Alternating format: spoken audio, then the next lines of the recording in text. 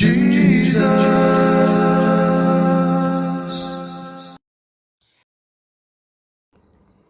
ന്യായാധിപന്മാർ അധ്യായം 11. ഗിലെയാദുകാരനായ ജെഫ്ത ശക്തനായ സേനാനിയായിരുന്നു. പക്ഷേ അവൻ വേശ്യാപുത്രനായിരുന്നു. ഗിലെയാദായിരുന്നു അവൻ്റെ പിതാവ്. ഗിലെയാദിന് സ്വഭാര്യയിലും പുത്രന്മാരുണ്ടായിരുന്നു. അവർ വളർന്നപ്പോൾ ജെഫ്തായെ പുറന്തള്ളിക്കൊണ്ട് പറഞ്ഞു, ഞങ്ങളുടെ പിതാവിൻ്റെ അവകാശം നിനക്ക് ലഭിക്കുവാൻ പാടില്ല. നീ അന്യസ്ത്രീയുടെ മകനാണല്ലോ. അപ്പോൾ ജെഫ്ത തൻ്റെ സഹോദരന്മാരിൽ നിന്ന് ഓടിപ്പോയി തോബ് എന്ന സ്ഥലത്ത് ചെന്ന് താമസിച്ചു. ഒരു നീചസംഘം അവനോട് ചേർന്ന് കൊള്ള ചെയ്തു നടന്നിരുന്നു. അക്കാലത്താണ് അമ്മോന്യർ ഇസ്രായേലിനെതിരെ യുദ്ധത്തിന് വന്നത്.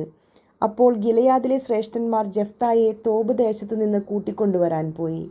അവർ ജെഫ്തായോട് പറഞ്ഞു, അമ്മോന്യരോടുള്ള യുദ്ധത്തിൽ നീ ഞങ്ങളെ നയിക്കണം. ജെഫ്ത ഗിലെയാദിലെ ശ്രേഷ്ഠന്മാരോട് ചോദിച്ചു, നിങ്ങളെന്നെ വെറുക്കുകയും എൻ്റെ പിതാവിൻ്റെ ഭവനത്തിൽ നിന്ന് അടിച്ചിറക്കുകയും ചെയ്തില്ലേ? അപകടത്തിൽപ്പെട്ടപ്പോൾ നിങ്ങൾ എൻ്റെ അടുക്കൽ വന്നിരിക്കുന്നുവോ? ശ്രേഷ്ഠന്മാർ ജെഫ്തായോട് പറഞ്ഞു, നീ ഞങ്ങളോടുകൂടെ വന്ന് അമ്മോന്യരോട് യുദ്ധം ചെയ്യേണ്ടതിനും ഗിലെയാദ് നിവാസികളായ ഞങ്ങളെല്ലാവരുടെയും നേതാവായിരിക്കേണ്ടതിനും തന്നെയാണ് ഞങ്ങൾ നിൻ്റെ അടുത്തേക്ക് വന്നിരിക്കുന്നത്.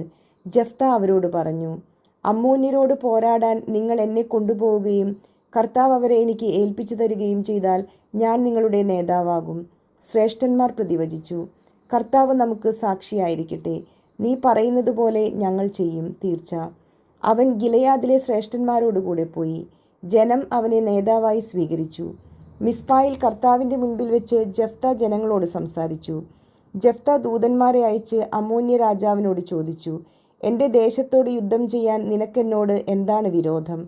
അമ്മോന്യ രാജാവ് ജെഫ്തായുടെ ദൂതന്മാരോട് പറഞ്ഞു, ഇസ്രായേൽ ജനം ഈജിപ്തിൽ നിന്ന് വന്നപ്പോൾ അർനോൺ മുതൽ ജാബോക്കും ജോർദാനും വരെയുള്ള എൻ്റെ സ്ഥലം കൈവശപ്പെടുത്തി. അതിപ്പോൾ യുദ്ധം കൂടാതെ എനിക്ക് തിരികെ കിട്ടണം. ജെഫ്ത വീണ്ടും ദൂതന്മാരെ അയച്ച് അമ്മോന്യ രാജാവിനോട് പറഞ്ഞു, ജെഫ്ത ഇങ്ങനെ അറിയിക്കുന്നു, മോവ്യാബ്യരുടെയോ അമ്മോന്യരുടെയോ ദേശം ഇസ്രായേൽ കൈയടക്കിയില്ല. അവർ ഈജിപ്തിൽ നിന്ന് വരും വഴി മരുഭൂമിയിൽ കൂടി ചെങ്കടൽ വരെയും അവിടെ നിന്ന് കാദേശ് വരെയും എത്തി. ഇസ്രായേൽ അന്ന് ഏദോം രാജാവിനോട് ദൂതന്മാർ വഴി നിന്റെ ദേശത്തിലൂടെ കടന്നുപോകാൻ തങ്ങളെ അനുവദിക്കണമെന്ന് അപേക്ഷിച്ചു. പക്ഷേ അവൻ അത് സമ്മതിച്ചില്ല. മൊവാബ് രാജാവിനോടും അവർ ആളയച്ചു പറഞ്ഞു, അവനും സമ്മതിച്ചില്ല. അതിനാൽ ഇസ്രായേൽ കാദേശിൽ തന്നെ താമസിച്ചു. അവർ മരുഭൂമിയിലൂടെ യാത്ര ചെയ്തു. ഏദോമും മോവാബും ചുറ്റി മോവാബിന് കിഴക്കെത്തി. അർനോൻ്റെ മറുകരയെ താവളമടിച്ചു. മോവാബിൽ അവർ പ്രവേശിച്ചതേയില്ല. മോവാബിൻ്റെ അതിർത്തി അർനോൺ ആണല്ലോ. ഇസ്രായേൽ ഹെഷ്ബോണിലെ അമോരി രാജാവായ സീഹോൻ്റെ അടുക്കൽ ദൂതന്മാരെ അയച്ച് നിങ്ങളുടെ ദേശത്തു കൂടി ഞങ്ങളുടെ സ്ഥലത്തേക്ക് പോകാൻ അനുവദിക്കണം എന്നപേക്ഷിച്ചു. എന്നാൽ തൻ്റെ ദേശത്തു കൂടി ഇസ്രായേലിനെ കടത്തിവിടാൻ സീഹോന് വിശ്വാസം വന്നില്ല. മാത്രമല്ല, സീഹോൻ ജനങ്ങളെയെല്ലാം ഒന്നിച്ചുകൂട്ടി യാഹാസിൽ താവളമടിച്ച് ഇസ്രായേലിനോട് പൊരുതി. ഇസ്രായേലിൻ്റെ ദൈവമായ കർത്താവ് സിയോനെയും അവൻ്റെ ജനത്തെയും ഇസ്രായേൽക്കാരുടെ കയ്യിലേൽപ്പിച്ചു. ഇസ്രായേൽ അവരെ പരാജയപ്പെടുത്തി.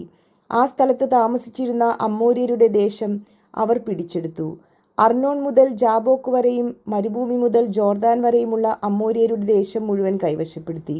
അങ്ങനെ ഇസ്രായേലിൻ്റെ ദൈവമായ കർത്താവ് തന്നെ തൻ്റെ ജനമായ ഇസ്രായേലിൻ്റെ മുൻപിൽ നിന്ന് അമ്മോര്യരെ തുരത്തിയിരിക്കെ നീ അവരെ കൈവശമാക്കാൻ പോകുന്നുവോ? നിന്റെ ദൈവമായ കെമോഷ് നിനക്ക് തരുന്നത് നീ കൈവശം വെക്കുന്നില്ലേ? ഞങ്ങളുടെ ദൈവമായ കർത്താവ് ഞങ്ങൾക്ക് ഒഴിപ്പിച്ചു തരുന്നതൊക്കെ ഞങ്ങൾ കൈവശമാക്കും. മൊവാബ് രാജാവായ സിപ്പോറിൻ്റെ പുത്രൻ ബാലാക്കിനേക്കാൾ ശ്രേഷ്ഠനാണോ നീ? അവൻ എപ്പോഴെങ്കിലും ഇസ്രായേലിനെ എതിർത്തിട്ടുണ്ടോ? അവർക്കെതിരെ യുദ്ധത്തിനിറങ്ങിയിട്ടുണ്ടോ? ഇസ്രായേൽ ഹെഷ്ബോണിലും അതിൻ്റെ ഗ്രാമങ്ങളിലും അരോവറിലും അതിൻ്റെ ഗ്രാമങ്ങളിലും അർനോൺ തീരത്തുള്ള എല്ലാ പട്ടണങ്ങളിലും 300 വർഷം താമസിച്ച കാലത്ത് നീ എന്തുകൊണ്ട് അവ വീണ്ടെടുത്തില്ല? ആകയാൽ ഞാൻ നിന്നോട് ഒരപരാധവും ചെയ്തിട്ടില്ല. ആ നിലയ്ക്ക് എന്നോട് യുദ്ധം ചെയ്യുന്നത് തെറ്റാണ്. ന്യായാധിപനായ കർത്താവ് ഇസ്രായേല്യർക്കും അമ്മോന്യർക്കും ഇടയ്ക്ക് ഇന്ന് ന്യായവിധി നടത്തട്ടെ. എന്നാൽ ജെഫ്തായുടെ സന്ദേശം അമ്മോന്യ രാജാവ് വകവെച്ചില്ല. കർത്താവിൻ്റെ ആത്മാവ് ജെഫ്തായുടെ മേൽ ആവസിച്ചു.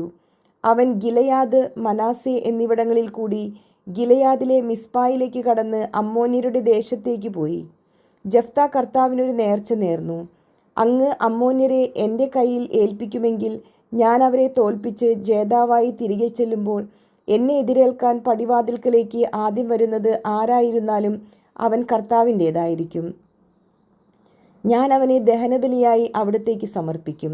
ജെഫ്ത യുദ്ധം ചെയ്യാൻ അമ്മോന്യരുടെ അതിർത്തി കടന്നു. കർത്താവ് അവരെ അവൻ്റെ കയ്യിൽ ഏൽപ്പിച്ചു. അരോവർ മുതൽ മിന്നിത്തിന് സമീപം വരെയും ആബേൽ കെരാമിം വരെയും 20 പട്ടണങ്ങളിൽ അവൻ അവരെ വകവരുത്തി. വലിയ കൂട്ടക്കൊല നടന്നു.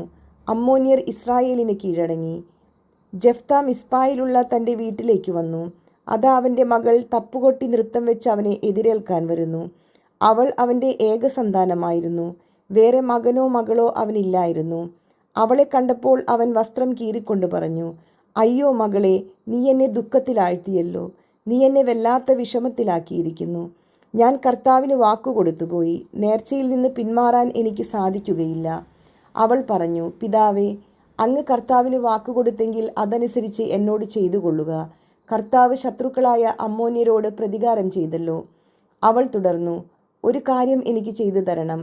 സഖിമാരോടൊത്ത് പർവ്വതങ്ങളിൽ പോയി എൻ്റെ കന്യാത്വത്തെ പ്രതി 2 മാസത്തേക്ക് വിലപിക്കാൻ എന്നെ അനുവദിക്കണം. പൊയ്ക്കൊള്ളുക എന്ന് പറഞ്ഞ് അവൻ 2 മാസത്തേക്ക് അവളെ അയച്ചു. അവൾ പർവ്വതങ്ങളിൽ സഖിമാരോടൊപ്പം താമസിച്ച് തൻ്റെ കന്യാത്വത്തെപ്പറ്റി വിലപിച്ചു. 2 മാസം കഴിഞ്ഞ് അവൾ പിതാവിൻ്റെ പക്കലേക്ക് തിരിച്ചു വന്നു.